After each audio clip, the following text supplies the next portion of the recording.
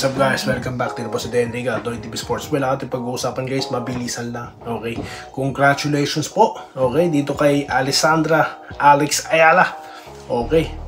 At ito pa. Kaano po ka-effective yung bagong acquisition ng Barangay Ginebra. Okay? At ang PBA draft pick. Mamaya na po yan. Annual draft. Bago po yan, salamat muna sa inyong lahat sa mga subscribers ng mga channel na ito. Okay? At yun din po sa mga hindi pa po subscribers. Bakit hindi pa po kayo nagsasubscribe, no? Aba, dapat mag-subscribe na po kayo. Bakit? Malalaman nyo po, no? Panoorin nyo lang to. Alright. Dito na po tayo sa ating, unahin na po natin, no? Mag-congratulations po tayo dito kay Alex Ayala. Ayan. Yan ang sinasabi ko, no? Dapat po talaga, ang coverage natin dyan, kung ano lang po yung kanyang inaabot, no? Hindi na po yung mga, may mga comment, may mga sa social media, sikat na to sa buong mundo. Hello, sa buong mundo guys, ang pinag-uusapan, alam nyo kung ano? Yung yung tawag dito, yung immigration sa iba't ibang bansa. Negosyo, no? Hindi po flood control. Hindi yung mga nakokornihan po ako pagka may Filipino pride, hindi po ganoon, no? Nag-champion sa sports, tapos na po 'yon, sports lang 'yon. Wala mga hero nakokornihan po ako sa ganoon. Kaya dapat po, no, matuwa na lang tayo at i-congratulate natin yung bata, wag na nating i-hype. At dahil dyan, ako po yung magko-congratulations dito po kay Alessandra Ayala, no. Bigatin po, no, dahil siya po ang nanalo sa Guadalajara Open Championship. Okay. Tinalo niya po yung taga-Hungary na si Pana Udvardy. Okay. So, congratulations. History po 'yan, ha. Okay. Alright, so dito naman po tayo. Gaano ka-effective ang nakuha po ng ma-acquire, napasay na po ba yan, no? Pero naulat na. Ito po si Norbert Torres. Hindi po si Torre, ha? Torres. May yes yan. So, well, may nagko-comment na matanda na daw, no? Dapat daw bata. Sino po ba available sa free agency? Wala naman. Di po ba? Kung si po kunin, Vic Manuel, mas alanganin. 39 na ata si Manong Vic, no? So yung 35 okay pa yan, bata pa yan. Tsaka po hindi po basta-bastang big man yan na pambanggaan mo lang yan, no? Panggera sa ilalim, tanker hindi. May po yan, no? May perimeter shooting po yan na siyang paborito po ni Coach Tim Cone. Sino po ba dati ang big man na may shooting sa Ginebra? Si Prince Caperal, di ba? Na-trade na yon. Oh.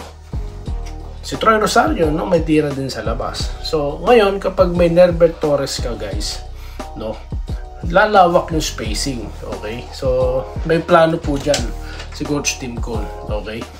Kasi nga po, nagsasabay si Aguilar at ito po si Rosario, di po ba? Ngayon, may kapalitan na si Troy, okay? Di po ba? So, yun po yun. Tsaka veteran presence din po. So, yan po ang ambag nito ni Norbert, Torres. Okay. Kaya ayun, matuloy na po ba? Nakapirma na po ba? Marami na po nagko-congratulations. Po. So yan po ang ambag at impact, no? Hindi na po kailangang pag-usapan gaano kalakas ito, no? Pag-usapan yung mga ganyan, corny. Ang corny ng ibang channel, no? Napaka-OA. Gaano daw kalakas? Kung malakas yan, hindi sana hindi pinakawalan ng Meralco. Tama lang po siya as role player, no?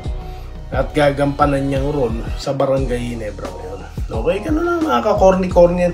Alam niyo, nanonood ba kayo sa mga channel na yan? Yung mga corny, ang dami-daming subscriber, puro ka-cornyhan ng mga pinapalabas sa channel nila. Hindi lang magpalabas ng tama, Yung mga kabal pa lang, gaano kalakas. Kung malakas nga yan, no? Nabanggit ko na kanina, ayoko na ulitin. Corny ako sa iba, Gina-hype na naman, no? Natural lang tayo. O, dito na tayo sa sa paparating na draft pick, okay? Well, ang ko nga dyan, sabi ko sa inyo, ang kailangan ng Ginebra, yan pong kukunin ng therapy. Kasi nga pong hinala ko, iti-trade na naman po yan. no? Hinala ko yan na yun kasi may pattern na yan eh, no? Okay. So, naku, wag nyo tayong mag, ano, hindi nyo ako mabibiro, tinapirma, ha? So, yun nga, Jiu-Jitsu, no? Yan po ang ating prediction, okay, na mapipika. Okay, kasi ang dami na pong guard masyado ng Hinebra. Ba't pa Hinebra? Terapirma dapat. Terapirma, ha? So, yun, sa tingin ko nga si Jiu-Jitsu, yung kanilang, ano, okay, ipipik. At ito naman pong number 2 na Converge. Si, ano yan, Juan Gomez de Liano yan. No? So, yun lang muna. First round and second. So, ngayon, makakuha ba na Hinebra si Dapanopio? Ay, nako po. Depende. Kung hindi po siya i-drop, hanggat sa ma-drop siya ng Hinebra, no? Okay. Pero kung, kung i-drop siya ni Yengyao, bawian sila ni Yengyao. Pangilan po ba si Coach Yengyao na magda-drop, no? Baka si Coach Yengyao naman po yung sumira sa plano ng Hinebra. Kasi sinira na Hinebra yung plano nila eh. Plano nila dati si Abarrientos, di po ba? Alright. So yun po. Yung sa Terapirma po kanina, yung first round pick, nagjo-joke lang si Doy TV, ha? Pinasasaya ko lang kayo, ha? Okay? Alright. So yun lang po yun, ha? Okay, baka magalit po sa akin yung mga fans ng Terapirma kung meron man eh, ha? Dito na po tayo sa pa-shoutout, guys.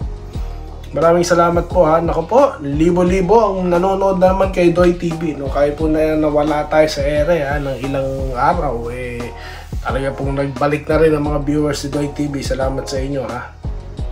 Alright, dito po tayo sa mga nag-comment. Aba, konti ang comment nito, ha. Bakit ganun? Ayaw nyo mag-comment, ha. Ano nangyari? Ma'am Irene Kiles na nagte-thank you, no? Lagi po kayong nandyan. Lagi rin po kayo nagko-comment. Kaya yun po. Rodolfo Labarda. Okay, good day po. Idol Doy TV. Lagi ako nanonood dahil legit mga vlog po. Salamat naman po, ma'am. Sir, salamat po. Chevron TV, ha. Shoutout sa'yo, sir. Dito tayo, ha. Kay Glenn Manlapas. Salamat po sa pa-shoutout, no? Yes. Welcome po, no? Welcome po kayo dito sa channel natin. Okay. Good Saturday afternoon daw, sabi ni Ma'am Irene Kiles. Alfredo Lopez, no? Shoutout, no? Lopez family. Nako, lami po nagsasabing legit tayo. Maraming salamat po. Natatouch po ako, ha?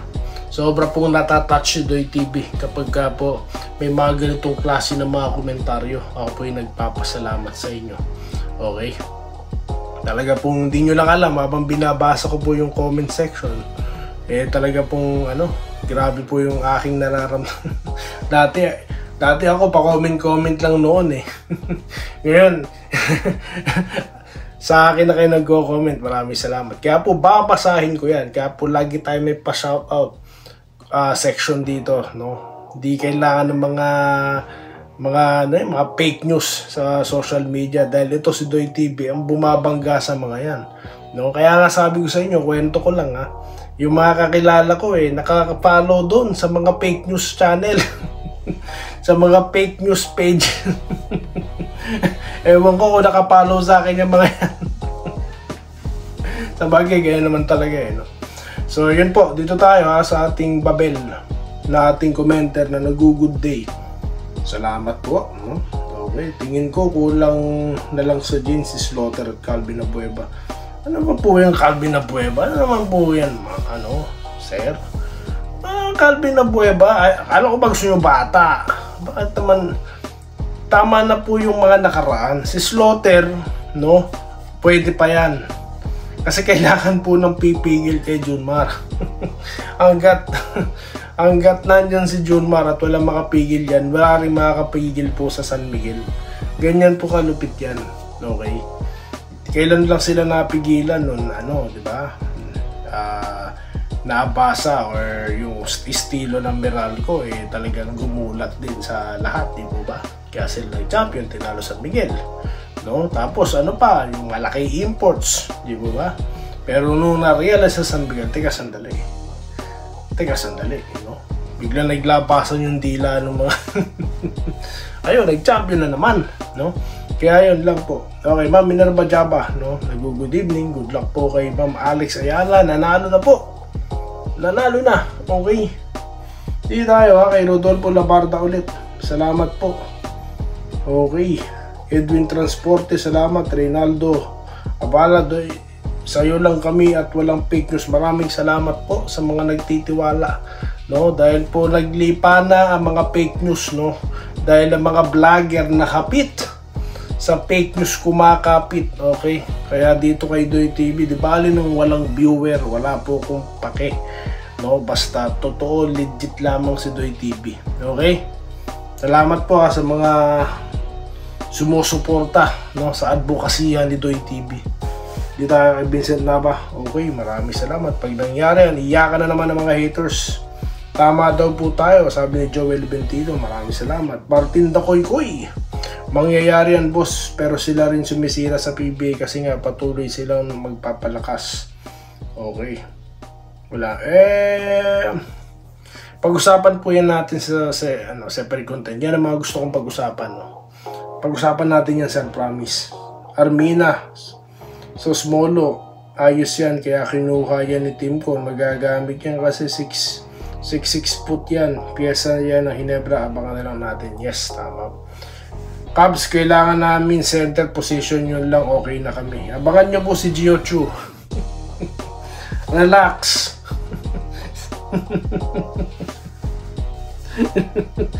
Idol, kahit wala po makuha ang SMB sa draft pick, okay lang yung kompleto naman sila. Hindi na po kailangan na San Miguel, no? Ang kailangan po na San Miguel, ano ba kailangan nila? Wala nang kailangan. Kailangan po ng mga player bonus. Baka naman, Sir Ramon Ang, baka naman. Okay, dito tayo kay Vincent Nava, Wenceslao Hapon, Robert Kayabyab, ayun, Lemlem. Okay, maraming salamat ha. Magbabalik po tayo sa mga pa-shoutout, no? Ito po si Sir Josh Pineda. Okay, Sir Alejandro Tronson. Maraming salamat sa inyo lahat. Mga Bobbies, ha? Bobby Kamading.